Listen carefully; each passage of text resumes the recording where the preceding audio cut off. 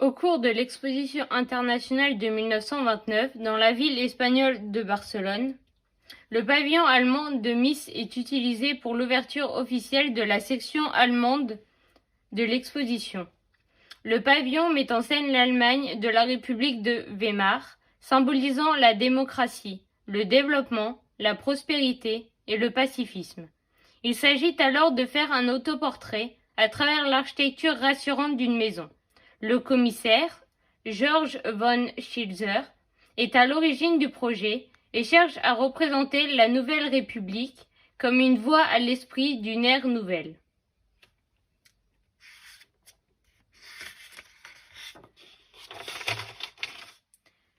Mies van der Rohe est le principal acteur du projet. Architecte allemand de la première moitié du XXe siècle, il est considéré comme l'un des plus influents théoriciens de l'architecture. Son travail est indéniable dans la clarté et la rigueur avec laquelle il incarne les principes du rationalisme et du fonctionnalisme, aussi bien dans les qualités spatiales, dans l'expression matérielle, avec une utilisation intensive du verre et de l'acier, et dans les détails. Prévu pour une exposition temporaire, le pavillon est démoli en janvier 1930. La seule trace restante est une série de 16 estampes argentiques en or et blanc produites pour l'agence Berliner Bildbericht, donc on peut en voir une partie ici. Le pavillon devient une référence de l'architecture moderne mondiale et de 1981 à 1986, ce bâtiment emblématique est reconstruit au même endroit.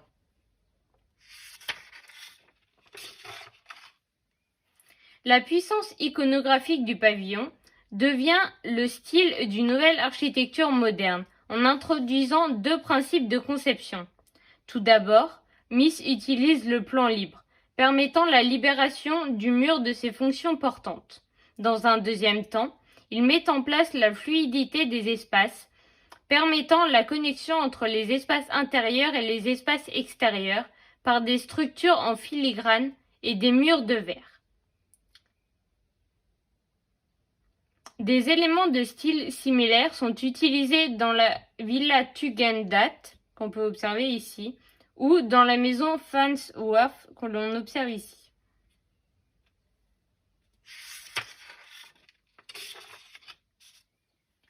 Le pavillon est présenté comme une œuvre exemplaire d'architecture moderne, réputée pour son apparence légère et sans effort, bien que le plan d'étage ouvert du pavillon puisse sembler simpliste. Mies orchestre soigneusement chaque aspect du bâtiment pour créer une expérience phénoménologique grâce à l'application soigneuse de matériaux, de couleurs et de symétrie, variant entre les surfaces réfléchissantes, opaques et translucides, et le placement de sculptures et de meubles. L'architecte conçoit la manière dont un visiteur voit et interagit avec la structure.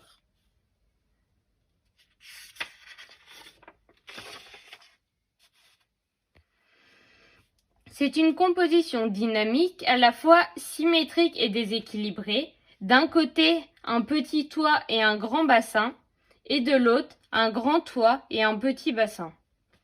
Les deux parties couvertes sont reliées par le grand mur qui ferme le fond, isole le local technique et crée par derrière un espace de circulation ressemblant à un couloir de service. En accentuant la structure asymétrique avec des matériaux et des composants symétriques réfléchissants, Mies crée un édifice visuellement unique qui, tout en étant en contradiction avec lui-même et son environnement, est une composition harmonieuse et esthétique où l'espace est contenu par la géométrie, comme on peut l'observer sur l'axonométrie, où tous les espaces sont droits sans forme organique.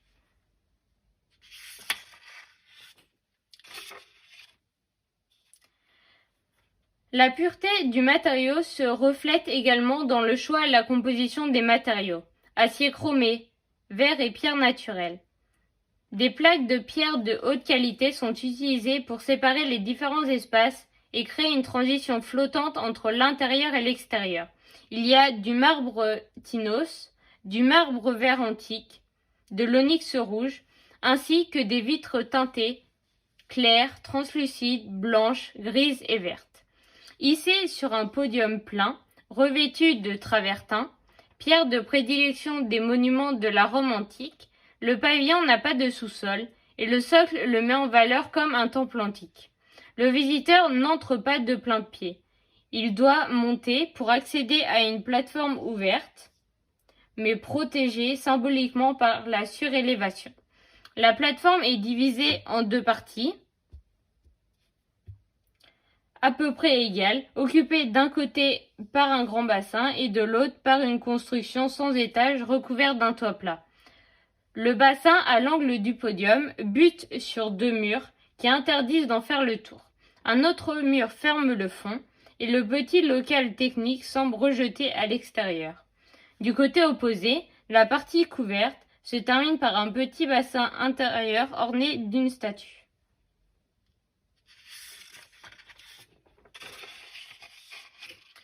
La construction du pavillon repose sur la séparation entre la structure porteuse et les parois, un principe fondateur du mouvement moderne que l'architecte met soigneusement en scène.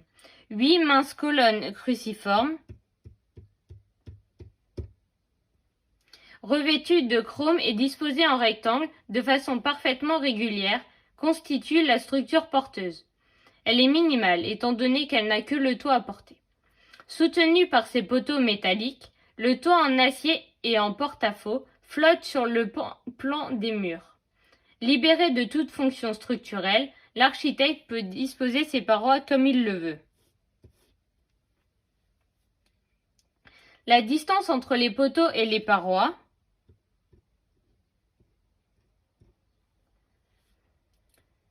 souligne de façon démonstrative la distinction entre la peau et le squelette de l'édifice. Donc, sur l'axonométrie, on peut voir que dans un premier temps, on a le toit avec les 8 colonnes. Par la suite, on a les différents matériaux avec la travertine, le marbre vert antique, l'onyx rouge et le marbre tinos. Par la suite, on a le bardage et le vitrage. Vient ensuite les différents cadres en acier qui visent à tenir les différents matériaux. Puis on termine sur les fondations de la structure, de l'édifice.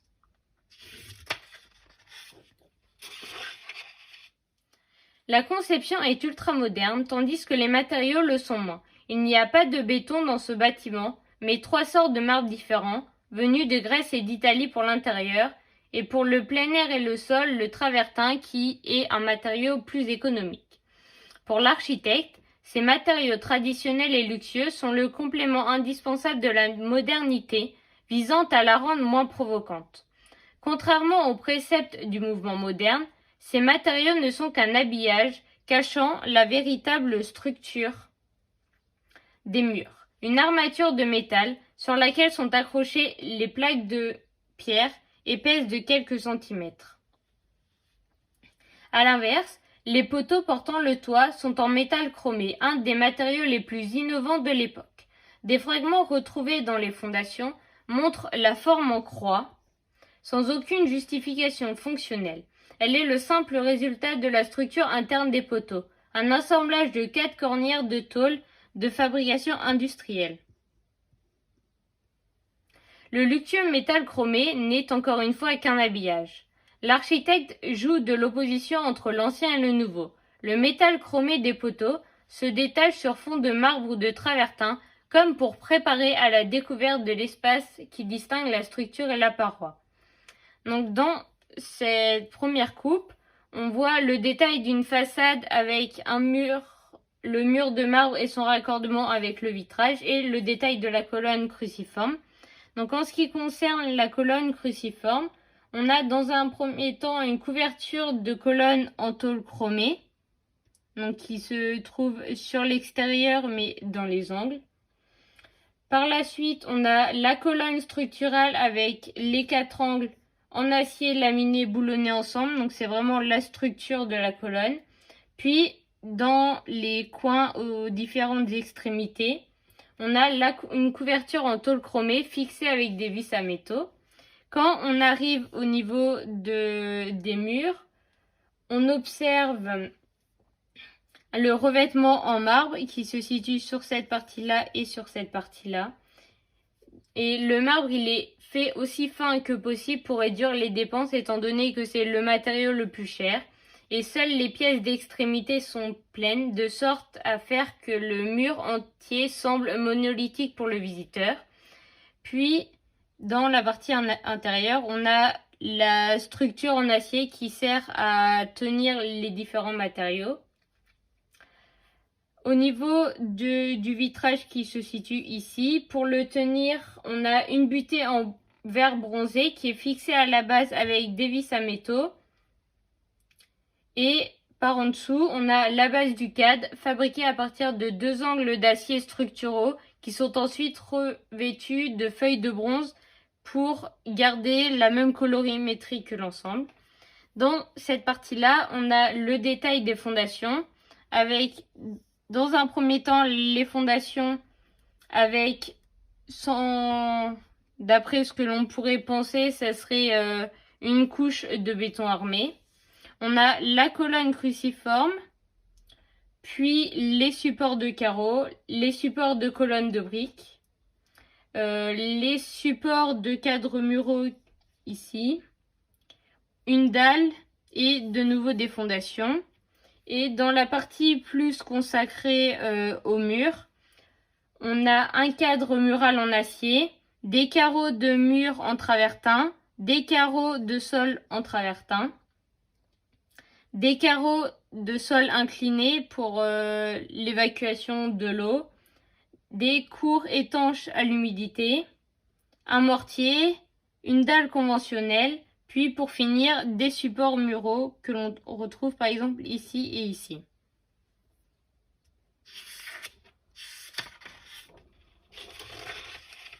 Le pavillon allemand de Barcelone mêle à la fois la modernité et le pittoresque à travers un bâtiment tout en transparence qui bouleverse les normes architecturales de l'époque.